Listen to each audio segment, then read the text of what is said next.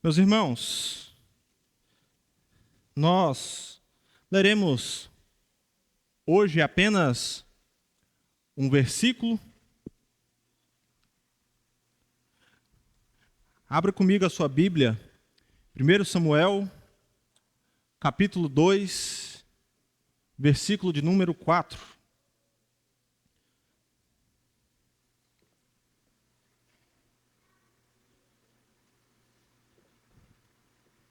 Nós passaremos agora, portanto, a exposição da palavra de Deus.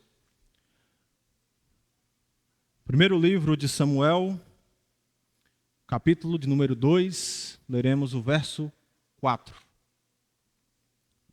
A versão que eu estou utilizando é a Nova Almeida atualizada. Se os irmãos quiserem acompanhar comigo, nos diz assim a palavra de Deus: o arco dos fortes é quebrado, porém os fracos são revestidos de força. Senhor nosso Deus, instrua-nos na Tua palavra neste momento. Aplica a Tua verdade aos nossos corações. Que o Evangelho seja anunciado e proclamado a nós, como Teu povo. Em nome de Jesus, amém. Meus irmãos, vocês já pararam para pensar no quanto mudanças políticas são capazes de mexer com nossas emoções e convicções mais profundas? Na última década, nós pudemos ver no Brasil um tipo de polarização política criada por dois espectros ideológicos, esquerda e direita. Nós pudemos ver inúmeras manifestações reunindo milhares de pessoas, inúmeras pessoas usando camisetas com rostos estampados e bandeiras, vários novos partidos surgindo, e nisso tudo, debates como educação, saúde, valores morais, temas da ética foram trazidos à tona para a sociedade. Ao passo que isso aconteceu, surgiu uma onda mundial de recuperação do conservadorismo entre os cristãos. Isso porque é entendido pela maioria dos cristãos que uma política conservadora pode conduzir o país a grandes melhorias. Ou seja, meus irmãos, formas de governo e partidos ideológicos falam muito mais do que nós pensamos. E eu quero aproveitar essa provocação para dizer que há muito mais em jogo quando nós falamos sobre as expectativas que nós temos em relação ao poder. Porque nós queremos mudanças, nós queremos melhorias e quase sempre a nossa convicção é de que líderes políticos podem produzir esse tipo de transformação. Eu começo falando isso aos irmãos porque o nosso cenário é o mesmo tipo de cenário de esperança por meio do poder que retrata a história de Samuel. E é justamente porque Samuel retrata os nossos compromissos mais profundos que eu quero começar hoje com a igreja uma série de sermões em 1 Samuel e 2 Samuel. Serão no total 16 sermões, cujo título maior chama-se A Ascensão do Reino. Esse título resume a história e a teologia de Samuel. Um povo cujo governo é ainda disforme, que possui a expectativa de que surgiria um líder, um rei, um reino que pudesse satisfazer as expectativas das pessoas. A ascensão do reino, portanto, fala justamente do foco da condição decaída do nosso coração e dos leitores de Samuel. As expectativas redentivas que nós cremos que serão satisfeitas por meio do poder. Então, hoje é o nosso primeiro sermão, é um sermão introdutório. Nós faremos um tipo de tour histórico, conhecendo as origens do nosso livro. Portanto, eu te convido agora para que se aproxime comigo do mundo que os livros de Samuel foram escritos. E basicamente, para conseguirmos fazer este exercício, nós precisamos nos situar naquilo que nós chamamos de contexto histórico do mundo bíblico de Samuel. Como partida para a nossa jornada, a primeira consideração que deve ser feita diz respeito à autoria. E aí você precisa saber que, apesar de Samuel, o profeta, ter produzido parte do material que forma os livros, ele não foi o seu autor final. Samuel não deve ter escrito a totalidade dos livros de 1º e 2º Samuel, e nem mesmo deu a sua forma final a eles. E a razão é simples. 1º e 2º Samuel retratam um recorte histórico extenso. São aproximadamente 130 anos de história e acontecimentos que vão extrapolar os dias de vida do profeta Samuel. Então veja só, esses 2 livros começam com a história do nascimento do profeta Samuel e cobrem um período de tempo que se encerra com o levantamento do censo feito pelo rei Davi. Uma história que começa numa terra sem rei e termina com uma casa real que possui a promessa de que jamais será extinta. A maior parte dessas narrativas não foram escritas por Samuel, o que nos leva à conclusão de que o autor final de 1º e 2º Samuel não é conhecido por nós. Por essa razão, nós podemos olhar para a história dos livros de Samuel em 2 grandes níveis ou perspectivas. Então eu quero que você faça o seguinte exercício comigo nesta noite. Nós vamos tomar 2 lentes que nos permitem nos aproximar do tempo de Samuel e enxergar o que estava acontecendo por ali. Por isso nós iremos fazer uma espécie de viagem no túnel do tempo. A primeira lente que nos permite enxergar o mundo de Samuel é o que nós conhecemos como nível canônico. O que significa isso? 1º e 2º Samuel não são livros isolados do restante da palavra de Deus. Nós temos um conjunto de textos e livros juntos a Samuel que formam uma só narrativa. E eu estou falando sobre 1º Samuel, 2º Samuel, 1º Reis e 2º Reis. Os editores da tradução grega do Antigo Testamento, da Septuaginta, e Jerônimo, que produziu a Vulgata Latina, chamaram esses livros de O Livro dos Reinos. Então eles tinham o título 1º Reis, 2º Reis, 3º Reis e 4º Reis.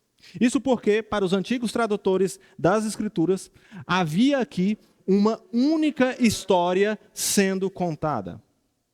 Quando nós estudamos um pouco sobre a composição desses livros, é evidente, irmãos, que muito provavelmente eles foram compostos para serem os capítulos de uma grande história. Imagina então uma grande série de hoje com 4 temporadas. Esta é a história da Casa Real de Israel e da ascensão do reino. A divisão que nós temos em nossas Bíblias, portanto, possui uma história. 1º e 2º Samuel, juntamente a 1º e 2º Reis, formavam uma única história. A sua divisão intencional e também necessária tem a ver com o tamanho do rolo dos pergaminhos que eram produzidos. Então era uma questão de limitação de recursos, irmãos. Você tinha uma grande narrativa, gastava muito material para registrar tudo isso, então você dividia os textos em partes. Daí nós temos 1º e 2º Samuel, 1º e 2º Reis. Agora, em um nível canônico, 1º e 2º Samuel estão inseridos numa grande história, ou na grande história da salvação. Samuel está entre o Éden e o paraíso restaurado. Entre a queda do homem e a redenção da humanidade. Entre a libertação do Egito e o cativeiro babilônico. Entre Josué adentrando a terra prometida e os peregrinos voltando para a reconstrução de Jerusalém. E para fazer isso, o autor produz uma grande peça histórica que nos apresenta o nascimento do reino de Israel, passando pela história de cada rei e culmina na queda do reino de Israel em razão da sua infidelidade à aliança. Então este é o recorte maior ou canônico da história que nós estamos prestes a mergulhar. A história da ascensão do reino e da sua queda. Agora eu quero que você olhe para Samuel por uma segunda perspectiva, ou lente. Eu estou falando sobre o nível histórico. Quando nós chegamos mais próximos da nossa história, nós precisamos considerar que a narrativa de Samuel começa em um contexto de caos generalizado. Samuel não nasce num período de moralidade elevada, de boa gestão pública e de prosperidade econômica. Ele nasce no período dos juízes. Ele nasce em um período de confusão. Por isso, o cenário que emoldura a sua história é o caos moral que havia em Israel. A última frase que é registrada no livro dos Juízes é assustadora nesse sentido. E basicamente ela dá o tom das tensões que se desenrolarão na história de Samuel. Juízes encerra com a dramática e preocupante frase: naqueles dias não havia rei em Israel. Cada um fazia o que achava mais certo, reto aos seus próprios olhos. Este era o padrão moral daquele tempo. Samuel vive, portanto, num período de transição. Enoch Wines, que escreveu A República Hebraica, diz que havia uma tensão entre um governo tribal, que era descentralizado, e a expectativa pela instalação de uma monarquia centralizada em Israel. Portanto, a história da monarquia em Israel começa num período de homens fracos e imorais. Israel era uma nação fragmentada, porque logo após Josué conquistar a terra e distribuir as tribos por meio de uma campanha militar vitoriosa, nós temos uma ausência de ordem social e moral que leva Israel ao caos. Israel possui um governo descentralizado e nós temos uma espécie de confederação de tribos mais ou menos arranjadas em torno do sacerdócio. E tanto os juízes quanto os sacerdotes daquele tempo eram homens vacilantes. Não bastasse o contexto de crise interna do povo de Israel, nós precisamos nos lembrar também o cenário político do nosso livro. Na história de Samuel, nós não temos contracenando com Israel uma grande potência política e militar como os egípcios no Êxodo ou os babilônios no cativeiro. Havia entre os povos do Mediterrâneo um contexto de relativa tranquilidade em razão da diplomacia política naquele tempo. Então, nós não teremos o Império Egípcio em guerra, por exemplo, contra os hititas. No entanto, um fenômeno histórico totalmente novo está acontecendo. Os registros nos mostram que, ao tempo de Samuel, havia acontecido na Palestina uma invasão de povos guerreiros chamados povos do mar. Não se sabe ao certo qual a sua origem, mas vários registros dão conta de que esses povos do mar vieram pelo mar Mediterrâneo como um tipo de frota pirata, invadindo terras e saqueando vilarejos. Em alguns locais, o seu impacto foi tão grande que eles chegaram a provocar o colapso de um poderoso império, os hititas. Agora, por que essa informação é importante para nós? Porque um desses povos do mar chegou à região onde estava Israel e se instalou na terra. Esses povos eram chamados de filisteus. Os filisteus, ao que tudo indica, são povos que se originaram do litoral do mar Egeu, provavelmente oriundos da ilha de Creta, na Grécia Antiga. E eles serão os principais adversários de Israel durante o nosso período. Portanto, o grande problema para Israel é que o povo será atacado, não por um reino poderoso, mas por povos piratas que saquearão os campos e os vilarejos israelitas. Eles atacarão como gafanhotos devoradores. Os profetas usam essa linguagem. Os filisteus desafiarão a fé de Israel. E eles serão usados por Deus para despertar o povo da sua necessidade de confiança no Senhor. Então, em um nível histórico, Israel está espalhado pela terra prometida que não foi conquistada totalmente.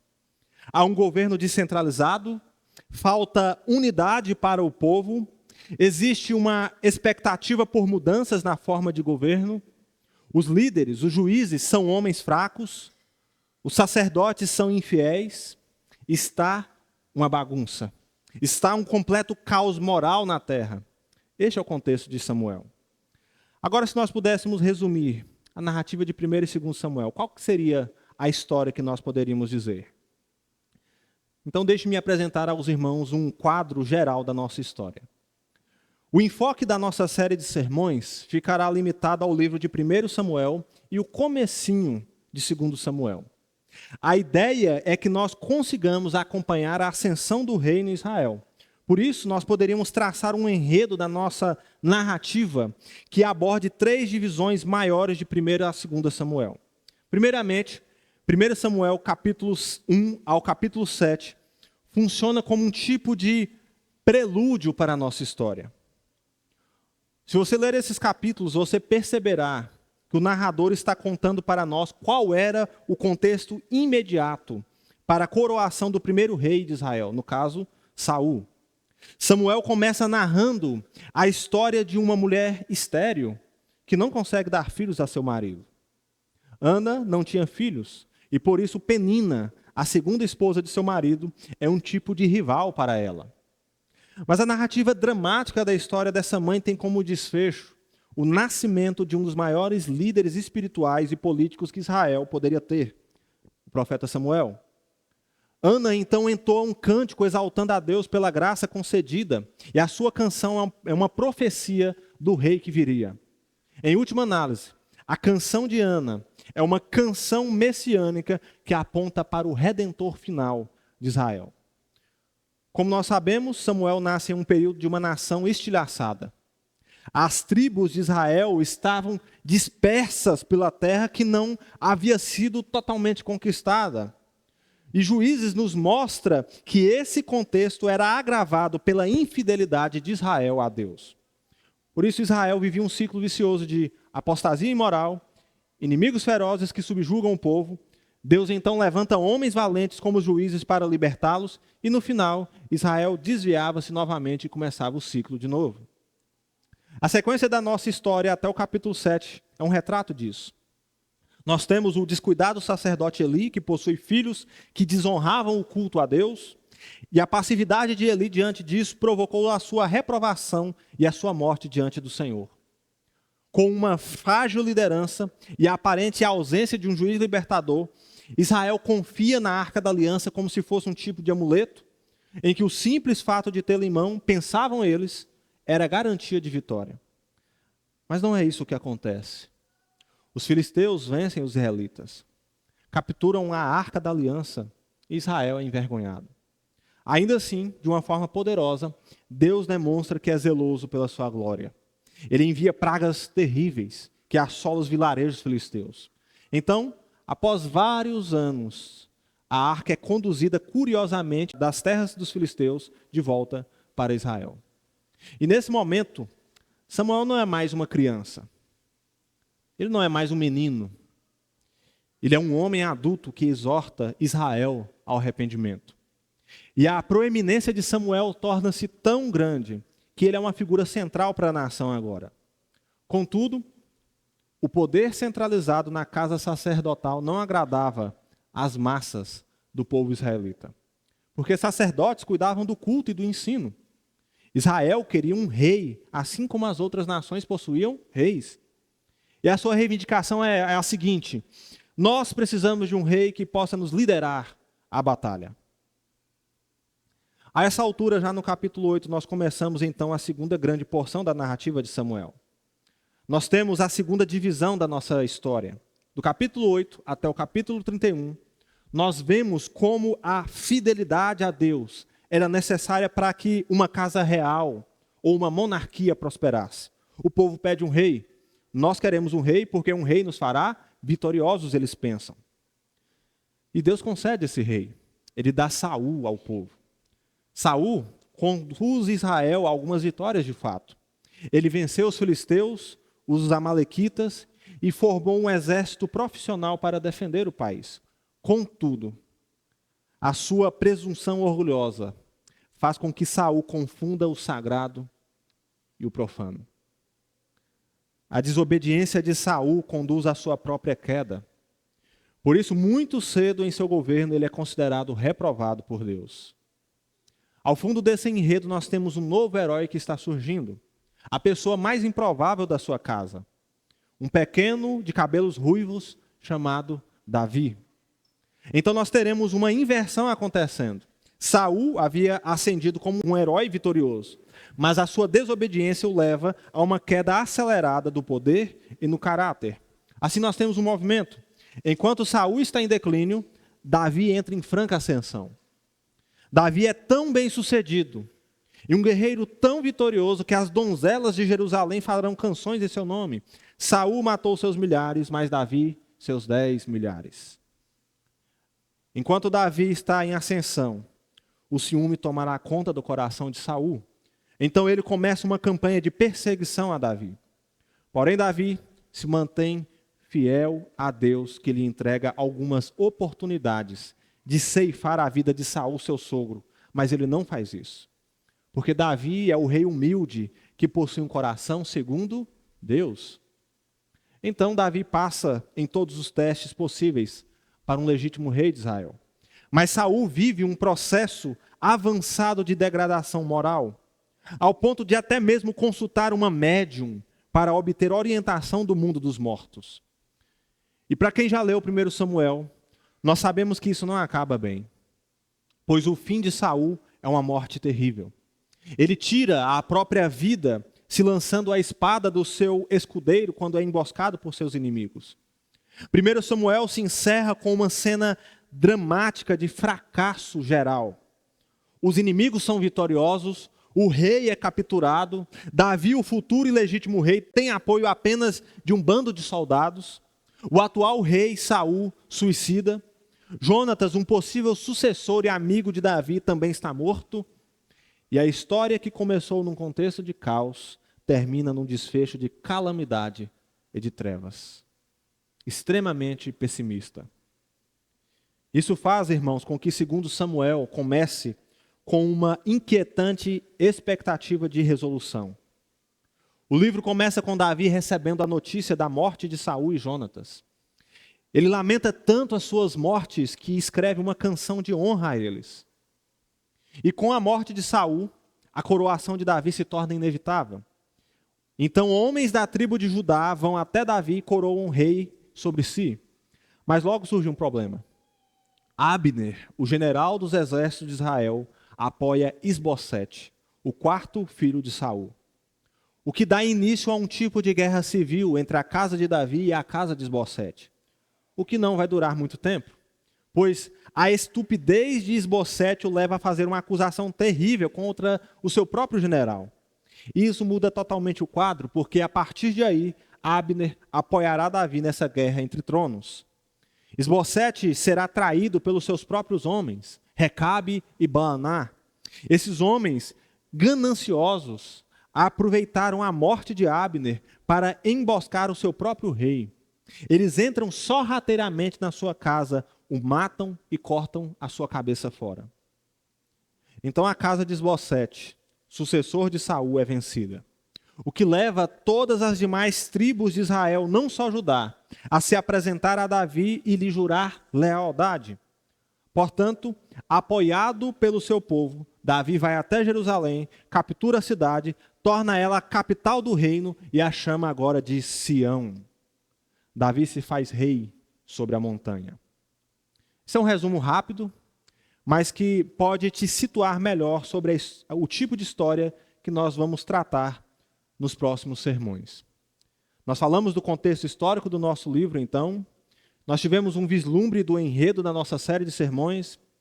Agora, deixe-me destacar rapidamente para os irmãos os principais temas teológicos de 1 e 2 Samuel da ascensão do reino.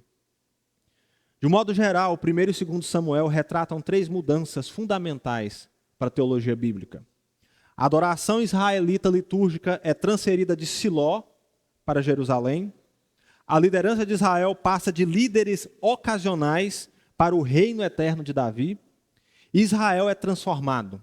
Israel deixa de ser uma liga de tribos e passa a ser um reino unido, capaz de dominar os seus adversários. Essas transformações, irmãos, têm o propósito simples de nos elevar das questões históricas e políticas como a monarquia e as invasões inimigas para a redenção realizada pelo poder de Deus.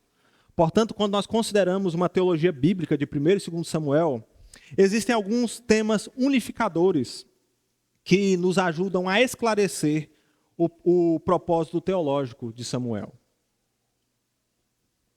Então, olhe só comigo.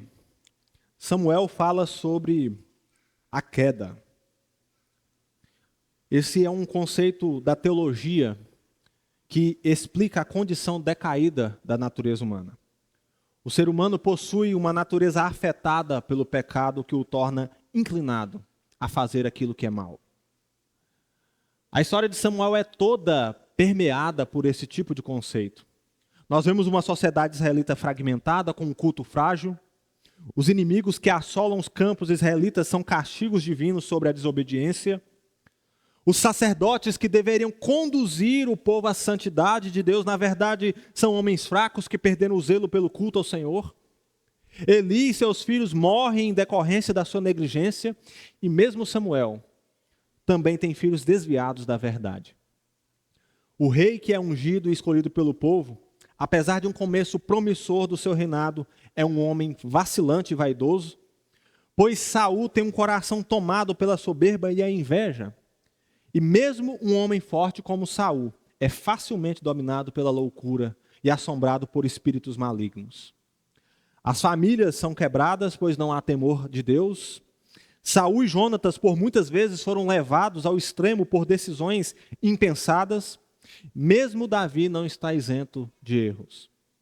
De forma que a história de Samuel se resume à ascensão de heróis e ao fracasso desses mesmos homens em razão da sua queda. Pois todos pecaram. A queda afetou cada um deles. Ninguém escapa. Samuel fala também sobre o reino, um tema importantíssimo para a redenção. Existe um tipo de paralelismo entre a monarquia de Israel e o reino de Deus. A monarquia deveria estar em conformidade com os desígnios e a lei de Deus. Por isso, o reino é um tema de primeira importância para a teologia de Samuel. Mark Driscoll definiu o reino de Deus como o resultado da missão de Deus para resgatar e renovar sua criação arruinada pelo pecado. É esse o movimento que Deus está fazendo em 1 e 2 Samuel. E isso implica no fato de que Israel era uma nação separada por Deus para expressar o seu domínio e a redenção que ele está realizando. De certa forma, irmãos, a monarquia era uma figura representativa do domínio de Deus. O rei deveria ser uma figura de sabedoria e coração voltado para o Senhor. De maneira que em Israel a justiça e a lealdade fossem virtudes valorizadas. O rei deveria empenhar seus esforços para proteger a terra prometida e garantir que o povo separado por Deus adorasse fielmente ao Senhor nessa terra. A monarquia, portanto, era uma figura simbólica da redenção realizada por Deus. O rei funcionaria como um vice-gerente do Senhor. Ele não deveria ser dono de Israel, de forma que a sua função era pastoral. Ele deveria guiar o povo como um pastor guia as suas ovelhas. Assim, a monarquia em Israel deveria expressar para o povo que a esperança estava no domínio de Deus e não na casa dos homens. Agora, um tema fundamental para entender a teologia de Samuel, isso que não pode escapar de nós, é o ungido do Senhor. Essa talvez seja a principal contribuição de Samuel para as Escrituras. Porque Samuel dá uma forma mais clara aquilo que nós entendemos por Messias. O profeta Samuel tinha o importante papel de ungir com óleo o escolhido do Senhor. E tanto Saul quanto Davi são ungidos por Samuel como reis. A figura do ungido do Senhor não é uma figura política como os súditos de Israel esperavam. O ungido ou Messias, a palavra hebraica, é um tipo simbólico que apontava para Cristo na nova aliança. Isso porque a dinastia real em Israel tinha a função de guardar uma linhagem santa, de forma que a aliança com Davi fundamenta no Antigo Testamento o conceito do ungido como filho de Deus. Pois, segundo Samuel, capítulo 7, verso 14, vai dizer que da linhagem de Davi sairia aquele a quem Deus chamaria meu filho. Portanto, a esperança por libertação, a esperança por descanso de Israel só encontrarão correspondência na figura do Messias. Pois o ungido, ou Messias, é aquele quem libertaria Israel dos seus inimigos. Ele estabeleceria um reino que não tem fim e daria descanso da guerra. Ele promoveria salvação ao povo por meio da garantia do culto e dos sacrifícios que eram tipos da antiga aliança. Ele era o ungido do Senhor que viria. A gente tem muita informação até aqui, mas um ponto fundamental, irmãos, que precisa estar claro, é como nós respondemos a seguinte pergunta: Qual a mensagem da ascensão do reino para nós? A ascensão do reino era a história que estava sendo contada para Israel diante dos seus próprios olhos. E quanto a nós? Como uma história de 3 milênios atrás pode comunicar verdade para mim e para você? 1º e 2º Samuel são importantes para nós porque, acima de tudo, é a palavra de Deus para nós. E este simples fato, irmãos, deveria nos lembrar do poder que a palavra de Deus tem para a salvação e redenção de pecadores. 1º e 2º Samuel são importantes para nós porque, ao falar do reino de Deus, do ungido do Senhor e sobre a queda humana, em última instância, está falando de Jesus Cristo para nós. Jesus é o rei sobre o seu povo e aquele que foi ungido pelo Espírito para guiar seu povo de volta para si mesmo. Jesus é o rei perfeito que de fato se conforma ao coração do Pai. Ele é o rei que, ao nos tornar seus súditos, nos liberta de nossos cativeiros pessoais. Ele é o rei que, ao nos salvar, traz descanso para as nossas almas. Ele é o verdadeiro herói de cada narrativa que é contada por Samuel. E, diferentemente dos homens quebrados que a casa de Israel produziu, Cristo não falha. Mesmo ao assumir a natureza humana e ser exposto a todas as circunstâncias que qualquer homem passa, Cristo venceu. Ele é o rei vitorioso, que está acima de toda e qualquer circunstância. Também 1º e 2º Samuel são importantes para nós, porque é uma excelente oportunidade, irmãos, de aprendermos conceitos da teologia bíblica. E em resumo, 1º e 2º Samuel narram para nós a instalação da casa real de Davi em Israel. A sua história é repleta, irmãos, de comparações entre pessoas corrompidas pelas suas ambições e tipos imperfeitos que apontam para Cristo, o Messias que viria. Numa história de reis, batalhas e inimigos, 1º e 2º Samuel retrata a condição do nosso tempo. Homens quebrados e carentes de um Salvador. Enquanto nós ansiamos por redenção, lutamos por ordem, enquanto nós queremos poder, enquanto nós buscamos herança, enquanto nós criamos filhos, coisas que qualquer homem e mulher desejam. 1º e 2º Samuel nos mostram que, na verdade, o nosso coração aguarda a ascensão do reino de Deus. E essas coisas nos mostram, irmãos, como nós somos afetados pelo nosso pecado e como somos imperfeitos. Portanto, seja a história de uma mulher estéril que deseja ser mãe, ou a história de um pequeno, de um pastor de ovelhas que se tornará rei um dia. No final, todos nós precisamos de um Messias que trará o seu reino final e vindouro. Por isso, 1º e 2º Samuel são importantes para nós, porque a sua história nos fala sobre a esperança que é satisfeita na fé no reino de Deus. Uma esperança que não deixa a barriga vazia, mas uma esperança que nos conduz através do tempo. E, de certa maneira, ao olhar para a esperança do reino vindouro, 1º e 2º Samuel nos lançam na expectativa da volta de Jesus Cristo, porque ele virá restaurar o reino. Jesus virá vencer todos os inimigos. Ele subjugará até mesmo a morte. Portanto, 1º e 2º Samuel precisa aquecer nossos corações pelo desejo de habitação junto ao nosso rei pastor, o nosso Jesus. Quais implicações podem ser aprendidas por nós? E eu encerro com isso. Primeiramente, no reino de Deus, os fortes não têm vez. O reino é um reino de humildes, onde não há espaço para a soberba. Na verdade, o orgulho leva à queda e ao vexame. 1º e 2º Samuel nos mostram e ensinam que no reino o poder de Deus está com os fracos, pois o homem vê a aparência, mas o Senhor vê o coração. Mesmo os fortes só prosperam em razão da graça de Deus. No reino, o poder de Deus se aperfeiçoa na fraqueza, pois quando somos fracos, é que somos fortes. Pois o Senhor não tolera os soberbos. Essa é a grande lição de Samuel. Os fracos são empoderados por Deus para servir o reino. Os fortes, por excesso de confiança em si próprios, caem porque são pecadores. E mesmo quando os fracos caem, eles são restaurados pelo Senhor.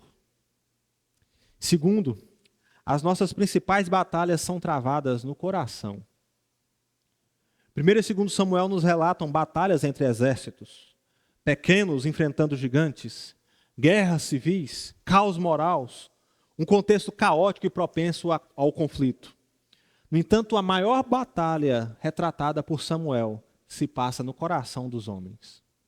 Pois é no coração que nasce a vaidade. É no coração que a força e a beleza são valorizadas em detrimento da graça e da obediência a Deus. É no coração que nós vemos o jovem Davi, por exemplo, sendo tentado a matar Saul, seu senhor. É no coração de Saul que nasce a inveja de um jovem que era melhor do que ele para governar. É no coração que nós vemos o velho Davi sendo seduzido por uma jovem mulher e manda seu marido para morrer em batalha a fim de tomá-la para si como esposa.